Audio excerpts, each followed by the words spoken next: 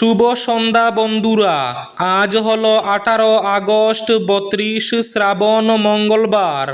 আজকের সন্ধ্যার বিশেষ বিশেষ খবরগুলি হলো, যেমন আজান চালাচ্ছিলেন তেমন আজান চালাবেন। পুলিশ মৌখিক নির্দেশ দিলে মসজিদ থেকে মাইক খুলবেন না। মসজিদের মাইক খোলার মামলা খারিজ করল হাইকোর্ট। এসটিসি বাসে ভাড়ার চার্ট নেই, প্রতিদিনই যাত্রীদের সঙ্গে হচ্ছে বচসা। শ্রীভূমি শিলচর রুটে বদরপুরের মানুষের সঙ্গে বৈষম্য। কৃষকদের বিরাট উপহার, ৭৫,০০০ টাকা পর্যন্ত কৃষি ঋণ মাফ ঘোষণা মুখ্যমন্ত্রী তালাপতি বিজয়ের। কাজের জন্য গড় থেকে বেরিয়ে আর গড়ে ফেরা হলো না। আজ শিলচর তারাপুরে ট্রেনে কাটা পড়ে এক যুবকের মর্মান্তিক মৃত্যু। অক্টোবরের প্রথম সপ্তাহে শিলচর পুর নিগমের ভোট গণনা মহালয়ার আগে। বিজেপি কর্মীদের ঝাঁপিয়ে পড়ার নির্দেশ কৌশিক রায়ের। বন্যায় ক্ষয়ক্ষতির তালিকা অনলাইনে প্রকাশ করা হবে। পুজোর আগেই ক্ষতিপূরণের টাকা ঘোষণা মুখ্যমন্ত্রী হিমন্ত বিশ্ব শর্মার। শিলচর মণিপুর সড়কে ট্রাক চালকদের কাছ থেকে টাকা আদায়ের অভিযোগ, তদন্তের দাবি। সুটকেস খুলতেই বেরিয়ে এলো নাবালিকার দেহ, গ্রেফতার তুতো ভাই। বিক্ষোভের আশঙ্কা, মহারাষ্ট্রের শিক্ষা প্রতিষ্ঠানে সমাবর্তনের অতিথি তালিকা থেকে বাদ প্রধান বিচারপতির নাম।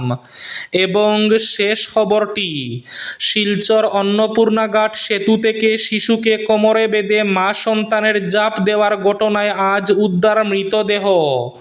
তাহলে বিস্তারিত খবরে যাওয়ার আগে অবশ্যই ভিডিওটিতে একটি লাইক করে চ্যানেলটি সাবস্ক্রাইব করে পাশের বেল আইকনটি বাজিয়ে রাখবেন এবং ফেসবুক পেজটি ফলো করে ভিডিওটি অবশ্যই শেয়ার করবেন, যাতে সঠিক তথ্যগুলো সবার কাছে পৌঁছাতে পারে। এবার শুনুন আজকের খবরগুলির বিস্তারিত। প্রথম খবর, কাজের জন্য গড় থেকে বেরিয়ে আর গড়ে ফেরা হলো না। শিলচর তারাপুর রেলওয়ে এলাকায় ট্রেনের চাকায় কাটা পড়ে এক যুবকের মর্মান্তিক মৃত্যু হয়েছে। মৃত যুবকের নাম প্রীতম নাথ। তিনি তারাপুরের বর্মনপাড়া এলাকায় ভাড়া বাড়িতে থাকতেন বলে জানা গেছে। আজ মঙ্গলবার সকালে জীবিকার তাগিদে বাড়ি থেকে কাজে বেরিয়েছিলেন প্রীতম। এর কিছুক্ষণ পরই তারাপুর রেলওয়ে প্রসেসিং এলাকার রেল লাইনে ট্রেনের নিচে পড়ে যান তিনি। ঘটনাস্থলে তার মৃত্যু হয়। ট্রেনের চাকায় দেহ ছিন্ন ভিন্ন হয়ে যাওয়ায় এলাকায় চাঞ্চল্যের সৃষ্টি হয়। শোকের ছায়া নেমে আসে স্থানীয় বাসিন্দাদের মধ্যে। খবর পেয়ে তারাপুর জিআরপিএফ ও পুলিশ ঘটনাস্থলে পৌঁছে দেহ উদ্ধার করে। পরে ময়নাতদন্তের জন্য দেহটি শিলচর মেডিকেল কলেজ ও হাসপাতালে পাঠানো হয়। পুলিশ মৌখিক নির্দেশ দিলে মসজিদ থেকে মাইক খুলবেন না, স্পষ্ট নির্দেশ কলকাতা হাইকোর্টের। মসজিদে মাইক খোলার মামলা খারিজ করে দিল কলকাতা হাইকোর্ট। ভারপ্রাপ্ত প্রধান বিচারপতি তপব্রত চক্রবর্তী এবং বিচারপতি অতরূপ বন্দ্যোপাধ্যায়ের ডিভিশন বেঞ্চ এই মামলার যৌক্তিকতা নিয়ে প্রশ্ন তুলে। বিভিন্ন ধর্মীয় স্থান থেকে পুলিশের পক্ষ থেকে কোনো আইনি নোটিশ ছাড়াই জোর করে মাইক খুলে নেওয়ার অভিযোগ উঠেছিল। এই পদক্ষেপকে চ্যালেঞ্জ করে কলকাতা হাইকোর্টে জনস্বার্থ মামলা দায়ের করা হয়।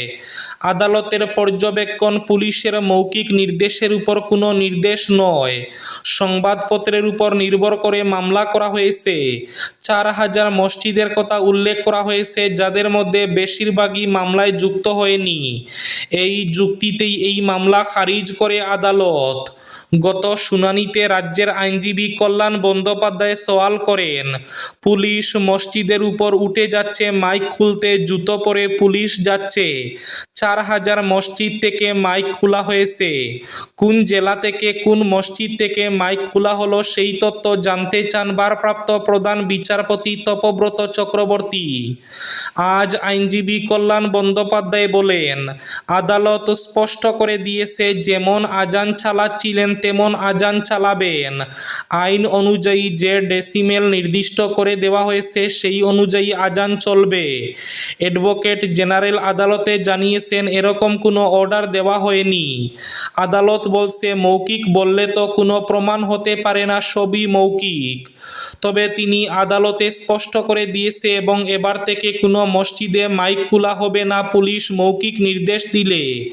পুলিশ এসে মসজিদে ঢুকলে পাল্টা মামলা দায়ের করবেন। কৃষকদের বিরাট উপহার, ৭৫,০০০ টাকা পর্যন্ত কৃষি ঋণ মাফের ঘোষণা মুখ্যমন্ত্রী বিজয়ের।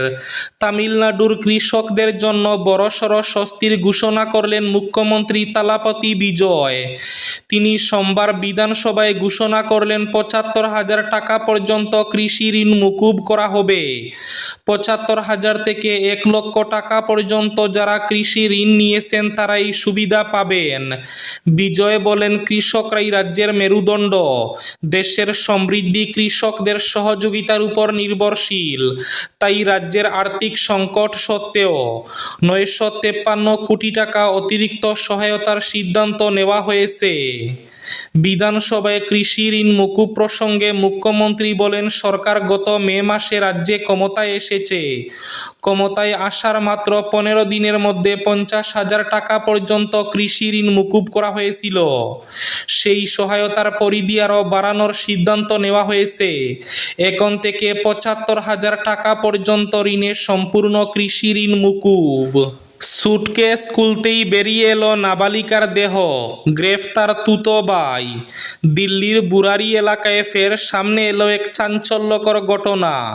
সুটকেসের ভেতর থেকে উদ্ধার হলো ১৫ বছরের এক নাবালিকার দেহ।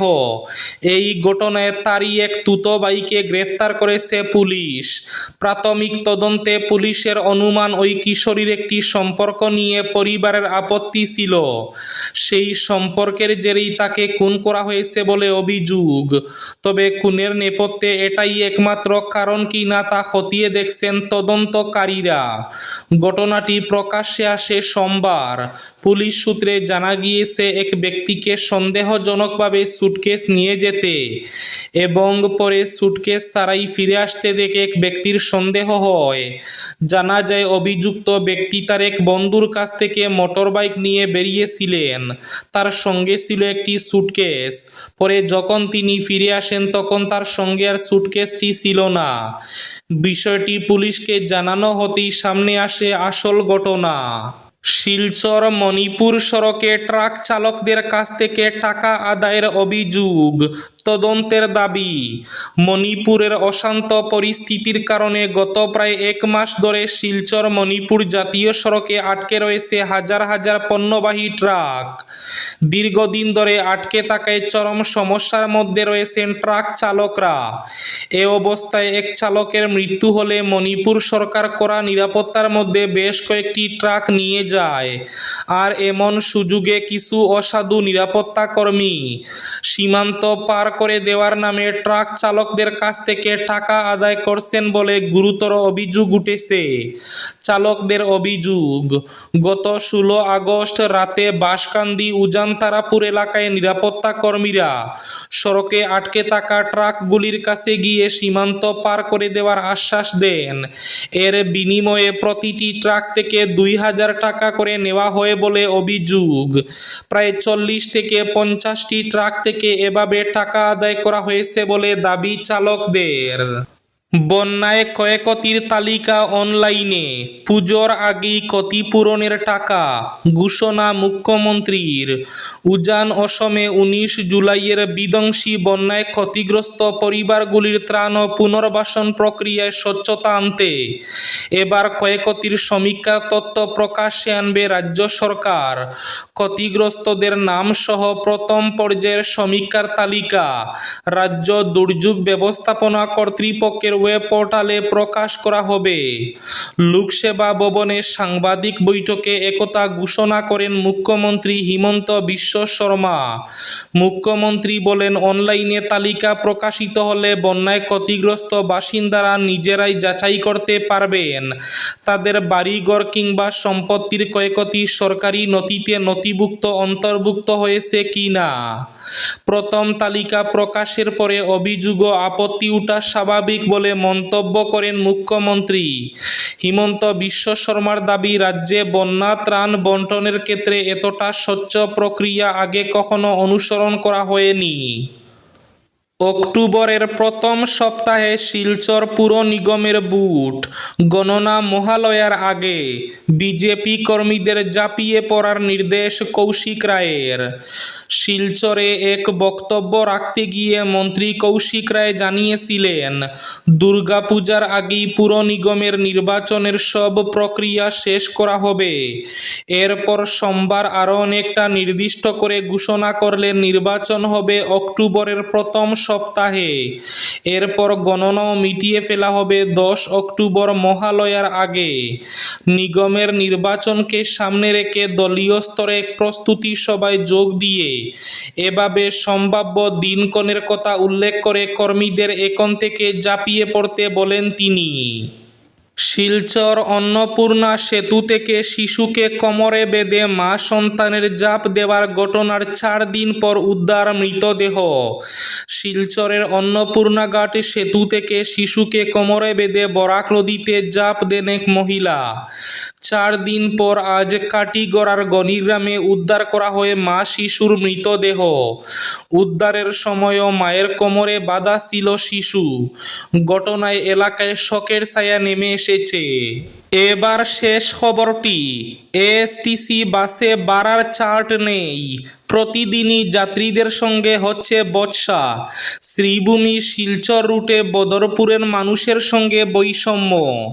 শ্রীভূমি শহর থেকে শিলচর এবং শিলচর থেকে শ্রীভূমিগামী যাত্রীবাহী এএসটিসি বাস পরিষেবা নিয়ে এবার একাধিক গুরুতর অভিযোগ সামনে এসেছে। পরিবহন পরিষেবার উপর নির্ভরশীল সাধারণ যাত্রীদের অভিযোগ, শ্রীভূমি শিলচর রুটে চলাচলকারী এএসটিসির একাংশ বাসে এখনো পর্যন্ত ভাড়ার নির্ধারিত চার্ট দেখা যায় না। ফলে কোনো গন্তব্যে কত ভাড়া নেওয়া হবে তা নিয়ে প্রতিদিনই যাত্রীদের সঙ্গে বাস কর্মীদের বচসা এবং তর্ক বিতর্কের ঘটনা ঘটছে। যাত্রীদের অভিযোগ, বাসে ভাড়ার তালিকা বা চার্ট স্পষ্টভাবে প্রদর্শিত থাকলে যাত্রী এবং কন্ডাক্টর উভয় পক্ষেরই সুবিধা হতো, কিন্তু বাস্তবে অনেক বাসে ভাড়ার চার্ট না থাকায় যাত্রীরা নির্ধারিত ভাড়া সম্পর্কে নিশ্চিত হতে পারছেন না। বিশেষ করে শ্রীভূমি, বদরপুর, শিলচর সহ বিভিন্ন স্টপেজের যাত্রীদের মধ্যে ভাড়া নিয়ে বিভ্রান্তি তৈরি হচ্ছে। এই ছিল আজকের সন্ধ্যার বিশেষ খবরগুলি। ভিডিওটি অবশ্যই লাইক করে শেয়ার করে দেবেন।